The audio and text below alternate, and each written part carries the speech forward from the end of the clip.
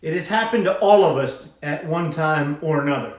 For some of us, unfortunately, it's happened way too often. We get that phone call from the angry customer. After taking over 250,000 customer service phone calls, I'd like to share with you a best practice that has helped turn that angry client into a returning and loyal customer. This is the first video in a 4-part series on how to handle that particular angry customer phone call.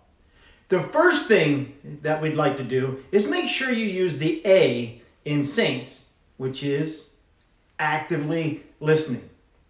By actively listening instead of waiting to talk, you'll be able to take down some great notes as to why that customer is angry in the first place.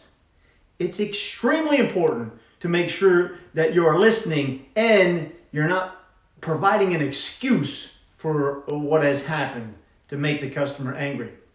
If it's one thing that customers do not care about, it's an excuse, no matter what it is. After the customer is completely done telling you about their problem and you have written down as many notes as possible, the next step is to show some empathy. This is extremely important since you want to make sure that the customer is aware that you understand their particular situation. This may sound something like the following.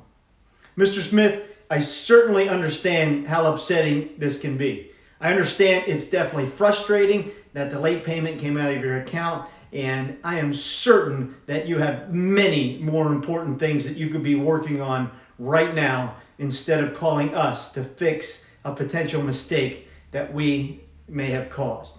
I really appreciate you bringing this to our attention, and I want to make sure that I help to resolve this for you as quickly as possible. By now, the customer has given you all of the details of the situation that has caused them to become angry or annoyed. And you have actively listened to what their problem is, and they now understand that you are finally on their side, and you can begin addressing the problem. This sounds extremely easy when you're talking about it or watching a video like this, and I guarantee it's not. I would suggest practicing this in a role play with your team members or your manager or your leader so it flows naturally.